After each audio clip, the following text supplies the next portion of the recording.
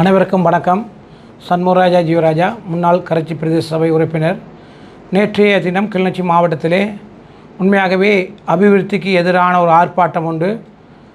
இதே அரசாங்கம் ஜேவிபி அனுரகுமார திசாநாயக்காவின் கட்சியினால் நடைபெற்றது. வாழ்த்துக்கள், வரவேற்கத்தக்கது.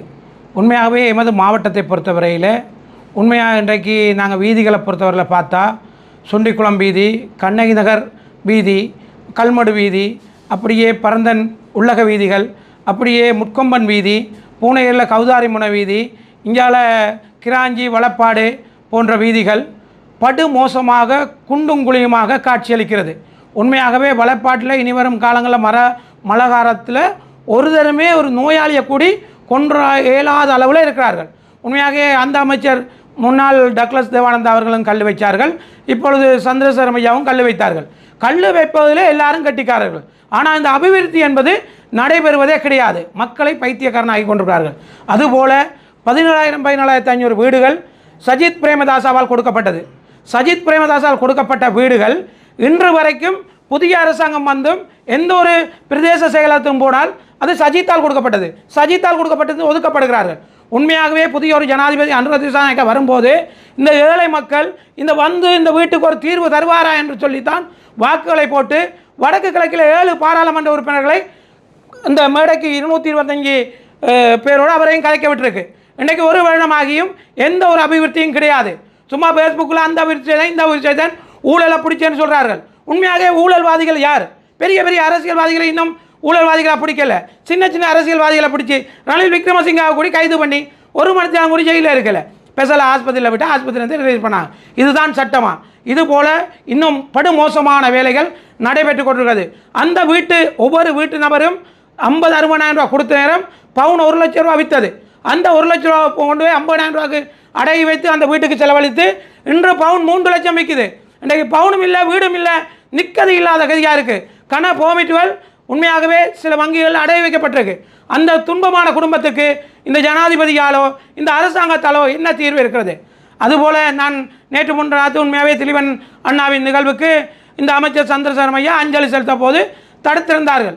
உண்மையாகவே அவர் அஞ்சலி செலுத்த 6 வருடத்துக்கு பிறகு இப்பொழுது இந்த வருடமாவது சந்திரசேகர ஐயாவுக்கு திலீபன் ஐயா இருக்கிற இடம் தெரிஞ்சிருக்கின்ற உண்மை அமைச்சரை வரவேற்கத்தக்க விஷயம். 65,000 மாவீரர்கள், 65,000 மாவீரர் குடும்ப பெற்றோர்களும் ஒவ்வொரு அந்த விதைக்கப்பட்ட இடங்களுக்கு பூ போட்டு ஒரு அஞ்சலி செலுத்த முடியாமல் தான் இருக்கிறது. இன்று அனுர திசாநாயக்கா வந்து நான் அடுத்த நவம்பர் 27 2 மாவீர தினங்கள் முடிந்து விட்டது. ஏன் இந்த மாவீர தினங்களை கொண்டாடுவதற்கு விதைக்கப்பட்ட இடங்களிலே 15-10 இராணுவத்தை வைத்து இராணுவ பிரசன்னங்களை வைத்து மக்களை தடுக்கிறார்கள். நீங்கள் எங்களுக்கு ஒரு தரமே படம் போட வேண்டாம். ஐநா தொடரிலே இன்றைக்கு ஐநா தொடரில் கதைக்கிறதுக்காக இவர் அனுர திசாநாயக்கா சென்றிருக்கிறார்.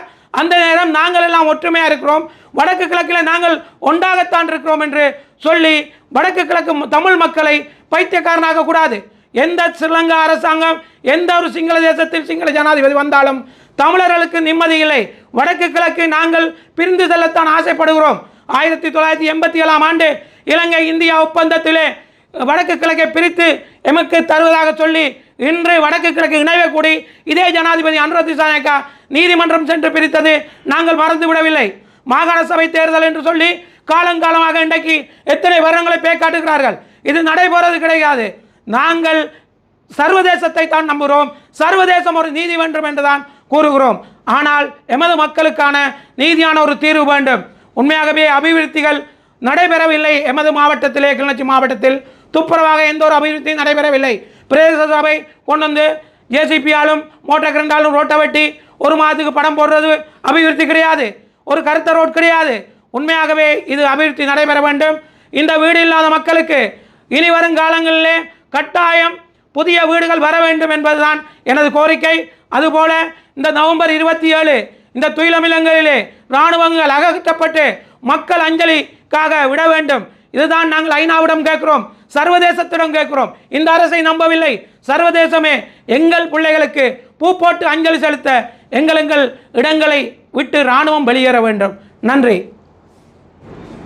சஜித் பிரேமதாசன் அந்த வீடு தொடர்பாக குற்றம் சாட்டினீர்கள். தற்போது அண்மையிலும் கூட ஒரு அமைச்சர் வீடமைப்புத்துறை சார்ந்தவர் வந்து கிளிநொச்சியில் வந்து பார்த்தால் அது சம்பந்தமாக ஏதாவது அவரிடம் கோரிக்கை வைக்கணும்? இல்லை, அவங்களிடம் கோரிக்கை அவங்க வார நேரம் சொல்லிட்டு வர இல்லை. அது சம்மந்தமாக உண்மையாக தெரியாது.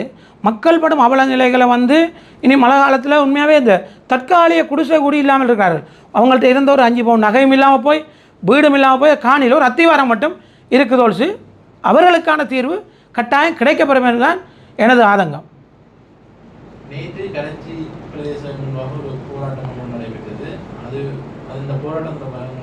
அந்த போராட்டத்தில் உண்மையாகவே இப்போ இந்த ஜேபி அரசாங்கத்தால் அபிவிருத்தியை தடுக்கப்படுகிறேன் என்று சொல்லுகிறேன். உண்மையாகவே ஒரு வீதி வந்ததாகவும், வீதி வந்து ஒரு நபருக்கு சார்பாக வீதி வந்தார். உண்மையாகவே லஞ்சம் ஒழிக்கப்பட வேண்டும், எல்லாம் ஒழிக்கப்பட வேண்டும் என்று இந்த அரசாங்கம் சொல்லிவிட்டு, ஒரு தனிநபர், ஒரு தனி பிரதேச சபை உறுப்பினருக்காக ஒரு வீதியை கொண்டு போய் சேர்ப்பது அழகில்லை.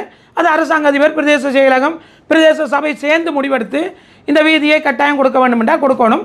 அதுபோல் 40 வட்டாரத்துக்கும் ஒவ்வொரு வீதி வர வேண்டும். அதுதான் எனது கோரிக்கை. அந்த வீதி பிரதேச சொந்தமான வீதியா அது பிரதேச சபைக்கு சொந்தமானது. அந்த வீதிக்கான நிதி ஒதுக்கீடு அல்லது வீதி அபிவிருத்தி என்பது வந்து ஒரு பிரதேச சபையில் தீர்மானம் நிறைவேற்றப்பட்டு சகல உறுப்பினர்களோட சம்மதத்தில் தான் அவ்வாறான வீதிகள் புனரமைக்கப்பட வேண்டிய தேவை இருக்குது. அவ்வாறு இருக்கும்போது தவிசாளர் மாத்திரம் குற்றச்சாட்டுவதற்கான காரணம் அது தவிசாளர் மாற்றும் குற்றச்சாட்டு வைக்கிறதுக்கான காரணம், தவிசாளர் ஒரு வேறு கட்சி. நேற்று உண்மையாகவே ஆர்ப்பாட்டம் செய்தவர்கள் அரசு சார்பான கட்சிகள்.